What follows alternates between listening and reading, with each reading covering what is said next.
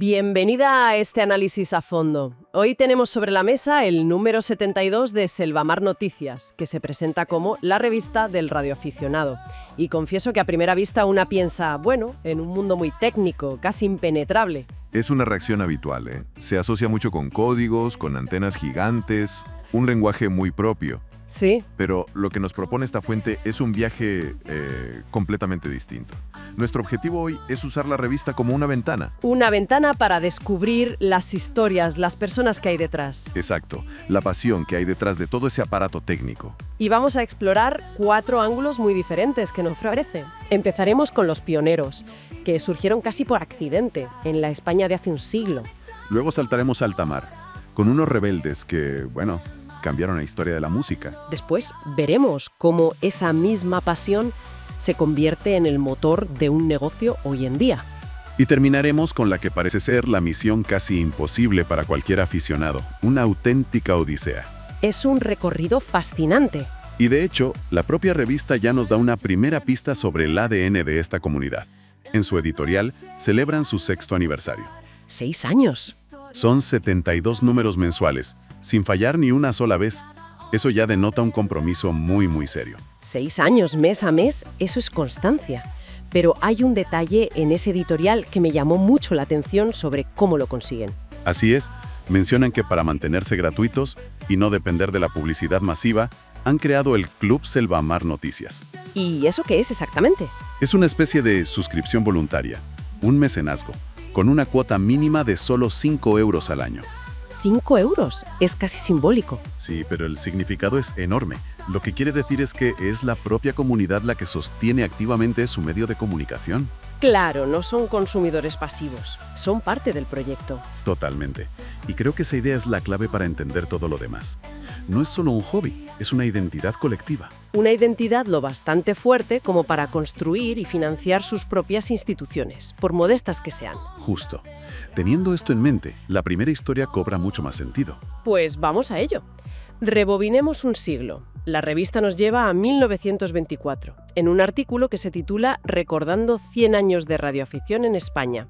Estamos en Madrid en un momento en que la radio, bueno, es que ni siquiera estaba autorizada oficialmente en el país. Era el salvaje oeste de las ondas, vamos. Y en ese contexto, pues había una empresa, Radio Ibérica, que hacía sus pinitos. ¿Y qué hacían? Realizaba emisiones de prueba, bastante irregulares, desde su fábrica en el Paseo del Rey. Ponían discos de gramófono, básicamente. O sea, música enlatada. Sí, y por lo que cuenta el artículo, la calidad de sonido era, bueno, digamos que bastante precaria. Y aquí entra en escena nuestro protagonista, un aficionado llamado Enrique González. La historia empieza de la forma más mundana posible. Sí, se compra un receptor de esa marca, llega a casa, lo prueba y ve que no. Que no funciona. El clásico. Claro, que no funciona bien. Así que se va a la fábrica a reclamar.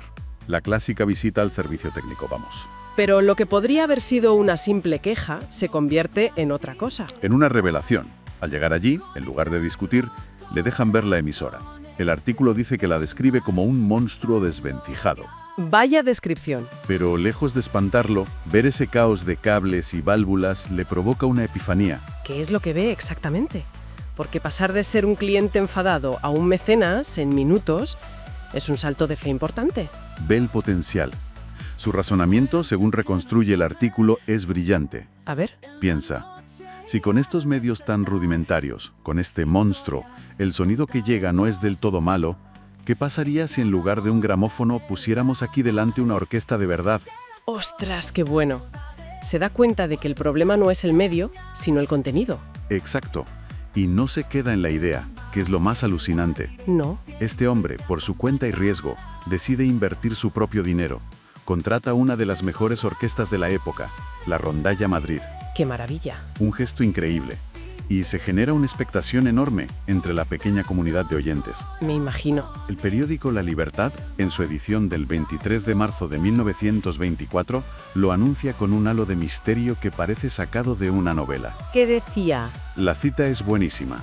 Dice: sabemos que la Sociedad Ibérica de Telecomunicación prepara a los aficionados una sorpresa. Estos harán bien colocándose el auricular a las 10 de la noche. Colocándose el auricular, me encanta esa imagen. ¿A qué sí? Es la definición perfecta del espíritu pionero. Aquí no hay un plan de negocio, ni un estudio de mercado, solo la pasión de un tipo que quiere que la experiencia sea mejor para todos. Y está dispuesto a pagarlo de su bolsillo. Tal cual. Y el concierto fue un éxito. La Rondalla Madrid, con sus guitarras y bandurrias, entretuvo a esos pocos oyentes que, según el periódico, hasta entonces esperaban inútilmente con el micrófono al oído. Es un pequeño acto individual que lo cambia todo. Sí, demuestra cómo la radio, en su origen, fue impulsada por el entusiasmo de la gente. Un individuo vio una deficiencia y, en lugar de quejarse, decidió solucionarla. Para todos. Increíble. Y esa idea de desafiar el status quo por pura pasión no se quedó en los años 20, ¿verdad? Para nada. La revista nos propone un salto a los años 60, a una historia que comparte ese mismo ADN, pero a una escala, internacional y mucho más ruidosa. Desde luego. Pasamos de la improvisación en una fábrica de Madrid a una auténtica rebelión en alta mar. El siguiente artículo nos habla de la legendaria Radio Caroline. El contexto es el Reino Unido de los 60, ¿no? Exacto. La música pop y rock está explotando. The Beatles, The Rolling Stones, pero la radio oficial, la BBC, apenas les hacía caso. Su programación era muy conservadora. Había un vacío cultural gigantesco.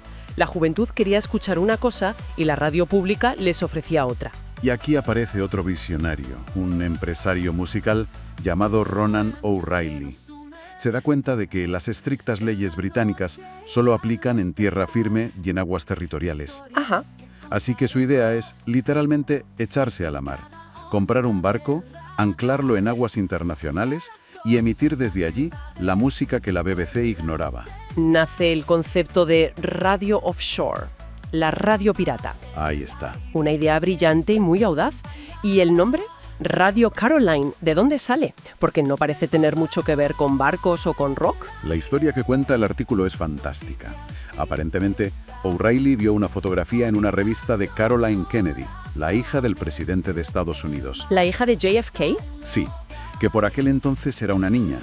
La foto la mostraba jugando en el despacho oval, como interrumpiendo de forma inocente y juguetona el centro del poder mundial. ¡Qué imagen más potente! A O'Reilly esa imagen le transmitió una idea de libertad, de ruptura de las normas. Un espíritu juvenil que desafiaba el orden. Exactamente.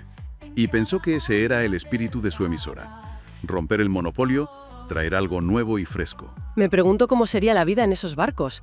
No es solo un desafío técnico y legal, es estar en mitad del Mar del Norte, con tormentas, en un espacio reducido. Tenía que ser gente muy convencida, sin duda. El artículo no entra en los detalles del día a día, pero sí subraya que esa precariedad forjó un vínculo muy fuerte con la audiencia. Claro. No eran una voz anónima desde Londres, eran sus locutores, luchando contra los elementos para ponerles su música, y eso se notaba en el estilo. Claro, eso es clave. El artículo lo recalca. No solo cambiaron la música, sino la forma de hacer radio.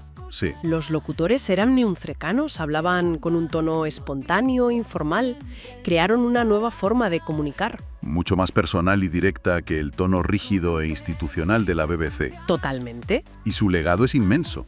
El artículo subraya que su existencia, y la de otras radios piratas, forzó a todo el sistema radiofónico británico a modernizarse. O sea que les hicieron reaccionar. Y tanto. La BBC acabó creando Radio 1 para programar música pop, y el gobierno tuvo que abrir el camino a las emisoras comerciales legales. Fueron una revolución cultural, vamos. Y a pesar de todo, de la persecución legal, de las dificultades, sobrevivieron décadas. La revista menciona su barco más legendario, el MV Ross Revenge. Que les permitió seguir emitiendo durante los 80. Sí. Y lo más increíble es que, aunque su era pirata terminó con un abordaje en 1989, Radio Caroline sigue existiendo hoy, de forma legal. Sigue viva, emitiendo por Internet. El espíritu sobrevive. Es la prueba de que una idea potente, que conecta con una necesidad real, puede ser imparable. Y esa pasión, hoy en día, ¿cómo se manifiesta? Los tiempos han cambiado. La revista nos trae de vuelta al presente con una entrevista que conecta todos estos puntos. Ajá. Es una charla con David de los Santos, de la tienda Proyecto 4. Una tienda que, según la propia revista, acaba de ganar el premio a la Mejor Tienda de Radioafición de España 2025. ¡Ay, es nada! Y aquí vemos cómo esa energía pionera y ese espíritu comunitario se canalizan en el tejido comercial que sostiene esta afición. Lo primero que me llama la atención de la entrevista es que dejan muy claro que su éxito no se basa en el precio. No.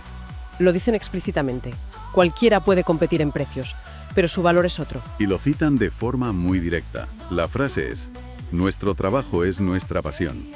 La tienda la fundó su padre, Alfonso de los Fantos, en 1993, un veterano del sector. Se nota que no son simples vendedores de cajas. Para nada. Describen que la piedra angular de su negocio es el asesoramiento personalizado. Dedican, y cito, incontables horas a la atención telefónica, por correo, en redes. Ayudan a la gente a resolver dudas, a configurar sus equipos. Sí, aunque es un equilibrio delicado. La entrevista deja entrever que dedicar tantas horas al asesoramiento gratuito es un reto comercial. Claro, es tiempo que no dedican a vender directamente. Pero ellos apuestan a que esa inversión en la comunidad es lo que, a largo plazo, les garantiza la lealtad y la salud del sector. Y esto me recuerda a lo que mencionamos al principio sobre la propia revista. Sí. O para hacer crecer el hobby. Exacto. Es un ecosistema. Y Proyecto 4 no solo participa en él, sino que lo alimenta activamente. ¿Cómo? La entrevista cuenta que colaboran con la Unión de Radioaficionados Españoles y otros radioclubs, dando charlas para los que empiezan. Por ejemplo, sobre cómo elegir tu primer equipo. Van mucho más allá de su mostrador. Organizaron durante años las jornadas de radio, que fueron el germen de Iberradio. El gran evento anual del sector en España. Y ellos siguen siendo coorganizadores. Es que es fundamental. No son solo un punto de venta, son un motor de la comunidad. Son un lugar donde un novato puede ir a aprender y un veterano puede ir a compartir. Cierran el círculo. La afición y la profesión se entrelazan hasta ser casi indistinguibles. Es un ciclo de apoyo mutuo. Totalmente. Los que saben, enseñan, los que aprenden, compran, y la tienda reinvierte en la comunidad que la sostiene. Es el espíritu de Enrique González y de Radio Caroline, pero adaptado al siglo XXI, ¿no? Justo. No se trata solo de emitir, sino de construir y mantener la red que lo hace posible. Y dentro de esa red, de esa comunidad global, existen desafíos, metas, que encienden la imaginación de todos. Y tanto. La revista dedica un artículo al que parece ser el santo grial de los radioaficionados, el DXCC. Expliquemos esto un poco, porque el concepto es fascinante.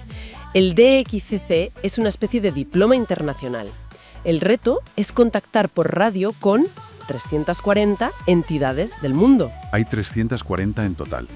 Es como coleccionar países pero a través de las ondas y con la dificultad de que te tienen que confirmar el contacto.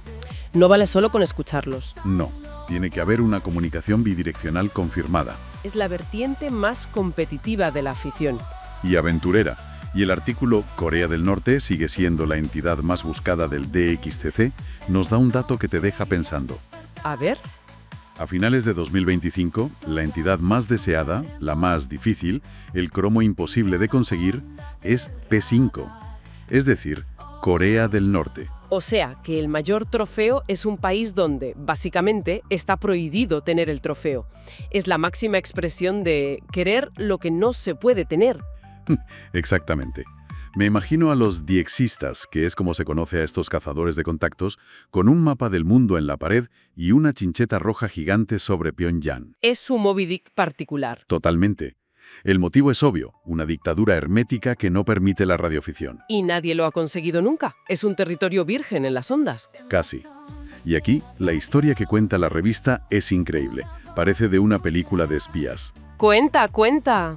La operación más significativa desde allí la protagonizó un radioaficionado de Georgia, Ed Jorgatse, entre 2001 y 2002. ¿Y cómo lo hizo?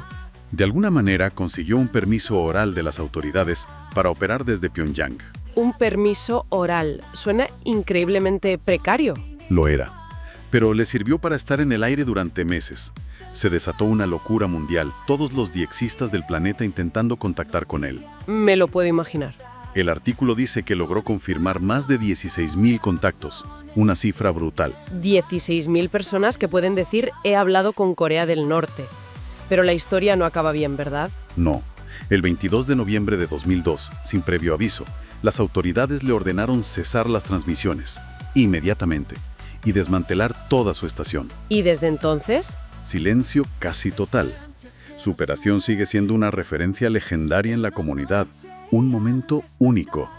Es un ejemplo extremo de cómo esta afición se cruza con la geopolítica más pura y dura. Totalmente.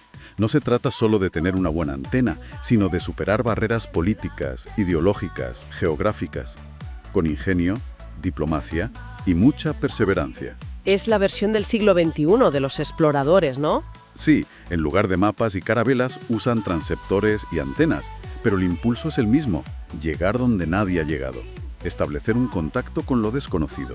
Y la caza nunca termina. Nunca. El artículo menciona que se esperan con ansia expediciones para 2026 a otros lugares remotos como la isla San Félix en Chile o la isla Bouvet, un peñasco subantártico noruego. Al final, después de leer estas 4 historias, la imagen que me queda es la de una subcultura global fascinante, unida por algo tan básico como la curiosidad y el deseo de conectar. Sin duda. Hemos visto el ingenio de un pionero en Madrid, la rebeldía cultural de unos piratas en un barco, la dedicación de una tienda familiar. Y la perseverancia casi obsesiva de quienes buscan contactar con los lugares más inaccesibles del planeta. Desde aquel monstruo desvencijado de 1924 en Madrid hasta una antena clandestina en Pyongyang en 2002, el hilo conductor parece ser el mismo. Ese impulso humano por superar un límite, ya sea técnico, legal o político. Y creo que todo esto nos deja con una reflexión final. Una pregunta que la propia existencia de esta afición nos plantea hoy. Adelante. En un mundo donde la comunicación está cada vez más dominada por plataformas digitales centralizadas, por algoritmos que filtran lo que vemos y oímos, ¿qué valor tiene establecer una comunicación directa, punto a punto, sin intermediarios, a través de las simples ondas de radio? Es una buena pregunta. ¿Qué significa hoy el acto casi mágico de que una voz humana atraviese el aire y otra, a miles de kilómetros, la escuche sin que nadie más medie en esa conexión?